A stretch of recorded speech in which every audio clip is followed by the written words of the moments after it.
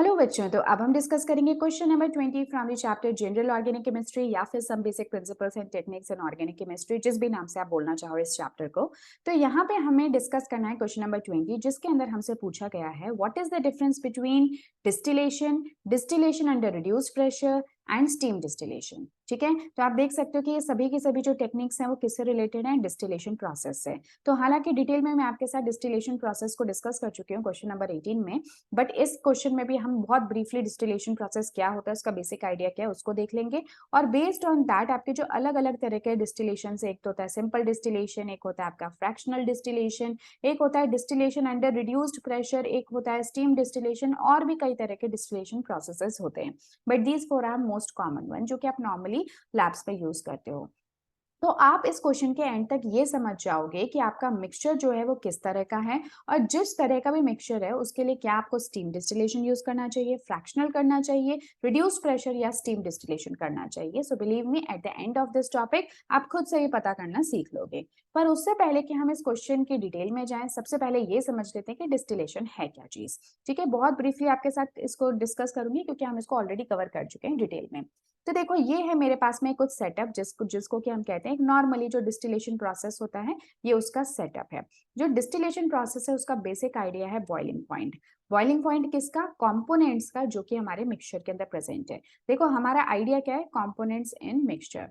हमारा basic idea क्या है? हमारे पास में कोई एक मिक्सचर है, उस मिक्सचर के अंदर कुछ कंपोनेंट्स है, लेट्स से ए और बी कंपोनेंट है। अब ये ए और बी कंपोनेंट एक दूसरे के साथ में क्या अच्छे से मिसिबल है, यानी कि अच्छे से एक दूसरे के साथ सोल्यूबल है। बिल्कुल वैसे ही जैसे कि पानी के अंदर अगर आप अल्कोहल डाल दोगे तो अल्कोहल पूरी तरह से घुल जाएगा। तो ये ए हमारा कोई लिक्विड है, बी भी हमारा कोई लिक्विड है, और दोनों आपस में क्या है, बहुत अच्छे से सॉल्युबल है। पर अब हम चाहते हैं कि हम इस ए को अलग कर दें और इस बी को अलग कर दें। ठीक है, तो ये सेपरेशन या प्योरिफिकेशन हम लोग यहाँ पे करना चाह रहे हैं डिस्टिलेशन प्रोसेस के दौरान।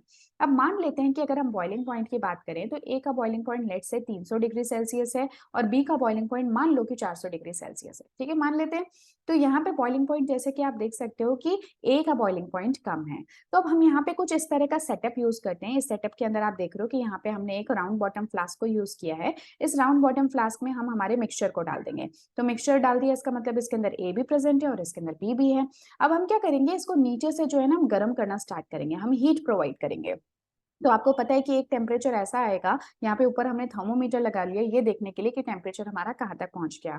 तो जब आप हीट करते रहोगे तो एक पॉइंट आएगा जब 300 डिग्री सेल्सियस टेम्परेचर जो है वो इस मिक्सचर का पहुंच जाएगा।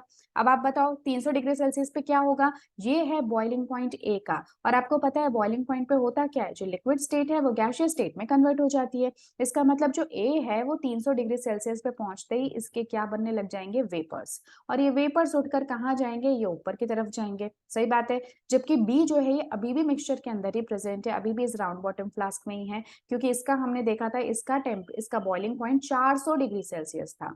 यानी अभी और 100 डिग्री सेल्सियस टेम्परेचर बढ़ाना पड़ेगा, तब जाके उसके वेपर्स बनेंगे।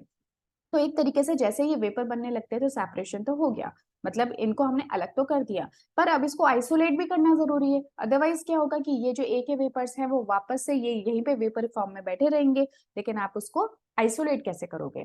तो उसके लिए ना एक बड़ा मस्त वाला चालाक आइडिया जो है वो लोगों ने अपनाया। उसके लिए उन्होंने क्या लगा दिया, कंडेंसर। कंडेंसर क्या होता है? कंडेंसर एक इस तरह की ट्यूब है, आप देख सकते हो यहाँ पे एक ट्यूब है, इसके अंदर एक ट्यूब और है। तो आपके वेपर्स जो है वो बेसिकली जो अंदर वाली ट्यूब है ना, इससे होकर गुजर रहे होते हैं। ठीक है, अब यहाँ पे हम यहाँ क्या कर देते हैं, कंडेंसर लगा देते हैं। कंडेंसर क्या करेगा, यहाँ पे आपने एक नल की तरफ ये मेरा नल कुछ ऐसा है, ठीक है, समझ गए होगे नल जैसा दिख रहा है। तो हम यहाँ से नल से क्या करते हैं, एक पाइप को ज्वाइन कर देते हैं जिससे कि ठंडा पानी सप्लाई हो रहा होता है।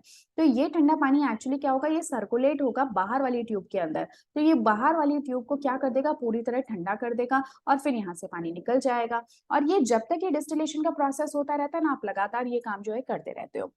आप ठंडा रखने के लिए चाहे तो एक टब के अंदर इसको रख सकते हो जिसमें कि आप बर्फ को पुट कर दोगे। ठीक है, जो भी जिस भी तरह से आप ठंडा पानी सप्लाई करना चाहो आप कर सकते हो। लेकिन जो अंदर वाली ट्यूब है, इससे जो गरम गरम वेपर्स है, ठीक है, ये कौन से हॉट वेपर्स है? हॉट वेपर्स किसके? ए के। ये हॉट वेपर्स ए के इस गरम गरम ट्यूब से निकलने लगते हैं। पर जैसे ही एकदम से ट्यूब ठंडी होती है बिकॉज ऑफ दिस कंडेंसर, तो ये जो वेपर्स हैं, हॉट वेपर्स, ये किसके अंदर कन्वर्ट हो जाते हैं? वेपर्स वापस से कन्वर्ट हो जाते हैं लिक्विड फॉर्म के अंदर। और ये लिक्विड जो है ये नीचे उतर कर आ जाता है एक दूसरे वेसल के अंदर, और आप इस तरह से ए को इकट्ठा कर लेते हो। ठीक है। तो अगर मैं ब्रीफली बताऊं कि हमने किया क्या, तो सबसे पहले हमने टेम्परेचर को रेज किया। हमने टेम्परेचर को इतना रेज किया कि जो आपका फर्स्ट कंपोनेंट है जिसका भी बॉइलिंग पॉइंट कम है वो हमारा वेपराइज होने लगे। तो ये हमने क्या किया, लिक्विड को पहले तो हमने हॉट वेपर्स के अंदर कन्वर्ट किया, फिर इन हॉट वेपर्स को हमने कूल वेपर के अंदर कन्वर्ट किया, फिर ये वेपर जो है आपके कंडेंस हो गए, तो ये वेपर जैसे ही कंडेंस हुए ये लिक्विड में कन्वर्ट हो गए और वापस से इस लिक्विड को हमने आइसोलेट कर लिया। तो बस फर्क ये है कि जब पहले ये लिक्विड था तब यहाँ पे ए और बी दोनों का मिक्सचर था, पर जो अब लिक्विड मिला उसके अंदर सिर्फ और सिर्फ प्योरिफाइड ए फॉर्म प्रेजेंट है। इस तरह से हमने बी को भी अलग कर लिया। अगर बी के अलावा यहाँ पे और भी 2-3 अगर कॉम्पोनेंट्स होते तो आप इस प्रोसेस को लगातार कर सकते हो, अलग अलग बीकर के अंदर आप इकट्ठा करते रहोगे। ठीक है, आ गई बात समझ में। ये तो होता है आपका एक नॉर्मल डिस्टिलेशन प्रोसेस। तो फिर अब जो सिंपल डिस्टिलेशन, फ्रैक्शनल और इन सब में क्या फर्क है, तो देखो जो भी मैंने आप लोगों को एक्सप्लेन किया वो है simple distillation process. Simple distillation process में जो बॉइलिंग पॉइंट होते हैं ना कंपोनेंट्स का, उसके बीच में अच्छा खासा डिफरेंस होता है। ठीक है, जैसे कि आप इस केस में देख सकते हो यहाँ पे डिफरेंस कितना है, 100 डिग्री सेल्सियस का अच्छा खासा डिफरेंस है। तब तो आप क्या यूज करोगे, सिंपल डिस्टिलेशन।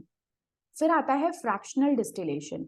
फ्रैक्शनल डिस्टिलेशन में हम क्या करते हैं ना कि हमें बॉइलिंग पॉइंट जो है ना उनके बीच में डिफरेंस ज्यादा नहीं होता, कम डिफरेंस होता है, तो लेस डिफरेंस होता है।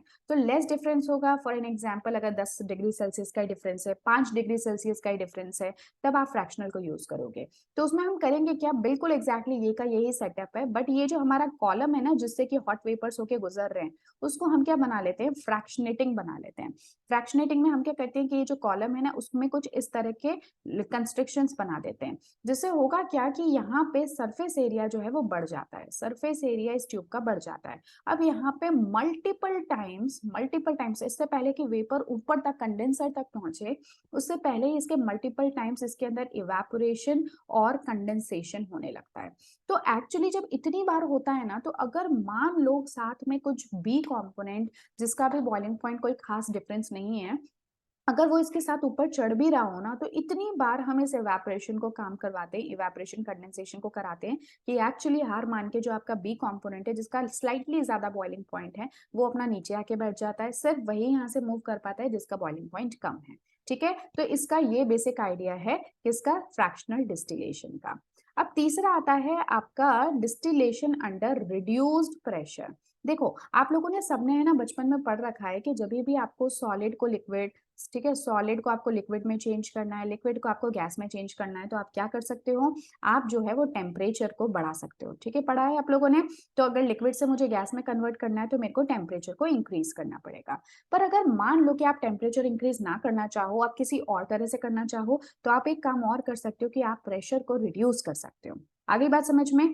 तो हम क्या करते हैं यहाँ पे, एक्चुअली हम टेम्परेचर को बढ़ाने के बजाय हम प्रेशर को कम कर देते हैं, इतना कम कर देते हैं कि हमारा लिक्विड जो है वो गैसियस फॉर्म में कन्वर्ट हो जाए। तो अब हम ऐसा क्यों कर रहे हैं, इसका रीजन ये होता है कि कई बार कुछ आपके कंपाउंड्स ऐसे होते हैं जो अपने बॉइलिंग पॉइंट तक, इनका बॉइलिंग पॉइंट इतना हाई होता है, इतना हाई होता है कि जब तक इस पॉइंट टेम्परेचर पे रीच करते हैं ये पूरी तरह से डिकम्पोज हो जाते हैं, यानी कि टूट जाते हैं।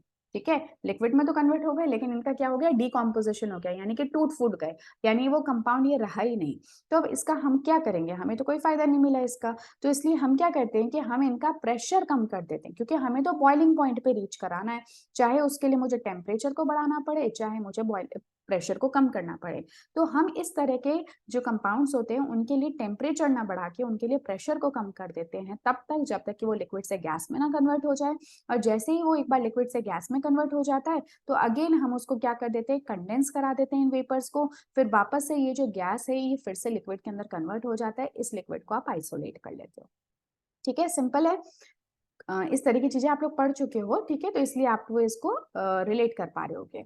चौथा होता है हमारा स्टीम डिस्टिलेशन। अब स्टीम डिस्टिलेशन में क्या होता है कि कई बार आपके जो कंपाउंड्स है ना वो पानी के अंदर तो डिसॉल्व नहीं होते, लेकिन किस में डिसॉल्व हो जाते हैं, वो डिसॉल्व हो जाते हैं स्टीम के अंदर। ठीक है, ये उन कंपाउंड्स के लिए है जो वाटर के अंदर तो इनसॉल्युबल रहते हैं, वाटर मतलब जो नॉर्मल टेम्परेचर पे हुआ है ना, तो 100 डिग्री सेल्सियस से कम कम पे, तो वाटर में तो ये इनसॉल्युबल होते हैं, लेकिन एट हाई टेम्परेचर जो स्टीम होती है, पानी की ही जो वेपर फॉर्म होती है, उसके साथ में ये घुल मिल जाते हैं। ठीक है, जैसे इसमें एग्जाम्पल आ जाता है आपका एनिलिन वाटर का। ठीक है, तो जो एनिलिन होता है ना, एनिलिन वाटर के अंदर तो इंसॉल्युबल होता है पर स्टीम में सॉल्युबल होता है।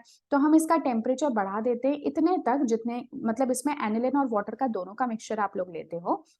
तो ऐसे में क्या है कि जैसे ही आप लोग टेम्परेचर फॉर्म करोगे या टेम्परेचर बढ़ाओगे तो जो स्टीम होती है ना, वाटर तो आपका पीछे रह जाता है, जो स्टीम होती है तो स्टीम के साथ में आपका एनिलिन भी बाहर निकल जाता है। ठीक है, तो इस तरह से आप क्या कर लेते हो, सेपरेशन कर लेते हो एनिलिन का। क्लियर, एनिलिन का किसी और दूसरे कंपाउंड्स के साथ में भी आप इस तरह से कर सकते हो। आई गेस कि आपको ये समझ में आ गए होंगे सभी के सभी, ये एक दूसरे से रिलेटेड ही हैं, बट हम हमारा मिक्सचर किस तरह का है उसके रिक्वायरमेंट के बेसिस पे इन अलग अलग डिस्टिलेशन प्रोसेसेस को यूज कर सकते हैं। अब मैं आपको लेके चलती हूँ हमारे मेन क्वेश्चन पे। तो अब हमने देख लिया कि डिस्टिलेशन के अंदर क्या होता है कि आप एक जो लिक्विड है उसको हीट करते हो, इस लिक्विड के अंदर कंपोनेंट्स प्रेजेंट होते हैं अलग अलग जो आपस में एक दूसरे के साथ में सोल्यूबल हैं। तो अगर सिंपल डिस्टिलेशन की बात करें तो इसमें only for the purification of those liquid which boil without decomposition, यानी कि इनका बॉइलिंग टेम्परेचर कम होता है तो इसलिए ये डिकम्पोज नहीं होते, तो आप इजीली इनको इम्प्योरिटी से अलग कर लेते हो। फिर डिस्टिलेशन अंडर रिड्यूस्ड प्रेशर जो हमारा है, इसके अंदर हम क्या करेंगे, हम प्रेशर को रिड्यूस कर देते हैं, हम टेम्परेचर को नहीं बढ़ाते। ऐसा इसलिए क्योंकि इनके जो बॉइलिंग टेम्परेचर होते हैं, टेम्परेचर पे बढ़ाने से ये डिकम्पोज हो जाते हैं। So liquid boils when its vapour pressure is equal to, ये तो आपको पता ही है कि बॉइलिंग पॉइंट क्या है, ये बॉइलिंग पॉइंट की डेफिनेशन बता रखी है। बॉइलिंग पॉइंट वो टेम्परेचर होता है जिस टाइम पे आसपास का जो वेपर प्रेशर है वो एटमॉस्फेरिक प्रेशर हमारे लिक्विड के वेपर प्रेशर के इक्वल हो जाए। ठीक है, सो इसके अंदर आप क्या कर देते हो, आप टेम्परेचर बढ़ाने की बजाय आप प्रेशर को रिड्यूस कर सकते हो। और प्रेशर को रिड्यूस करने के लिए हम किसकी हेल्प लेते हैं, हम एक वैक्यूम पंप की हेल्प लेते हैं जो कि रिड्यूस करने का काम करता है। इसका एक एग्जाम्पल हो जाएगा आपका glycerol can be separated from spendline. ठीक है, इस एग्जाम्पल को आप लोग ध्यान रख लेना। सो एग्जाम्पल, ये ग्लिसरॉल को जब आप स्पेंट लाई से अलग करते हो सोप इंडस्ट्री में, तो उसके लिए हम लोग इसी को यूज करते हैं। ठीक है, यानी कि जब सोप की मैन्युफैक्चरिंग होती है। फिर जो तीसरा है हमारा स्टीम डिस्टिलेशन, तो इसमें आप देख सकते हो ये को डिस्टिलेशन है विद वाटर, क्योंकि अभी मैंने बताया आपको वाटर के अंदर आपके कॉम्पाउंड्स जो हैं वो इनसॉल्युबल होते हैं, लेकिन स्टीम के साथ में ये सॉल्युबलाइज हो जाते हैं। तो इसी चीज का फायदा उठाते हुए हम क्या करते हैं, हम यहाँ पे स्टीम डिस्टिलेशन करते हैं। So this technique is used to separate substances which are steam volatile, जबकि वो इममिसिबल हैं वाटर के अंदर। तो एनिलिन जो होता है ना, वो उसको इसी टेक्निक के साथ में अभी मैंने आपको समझाया, इसको इसी तरह से हम लोग अलग कर देते हैं एनिलिन वाटर से। ठीक है, तो आई गेस कि आप लोगों को ये जो टॉपिक है ये अच्छे से समझ में आ गया होगा। So this was all about the distillation. काफी डिटेल में हम लोगों ने डिस्टिलेशन के सभी मेथड्स को यहाँ पे डिस्कस किया है, और ये कुछ हमारे 4 अलग अलग तरह के डिस्टिलेशन प्रोसेसेस है। तो ये था हमारा question number, this was question number 20, right? हाँ, क्वेश्चन नंबर 20। अब नेक्स्ट क्लास में हम लोग मिलेंगे क्वेश्चन नंबर 21 के साथ में। Till then take care and goodbye and enjoy your day. Thank you so much.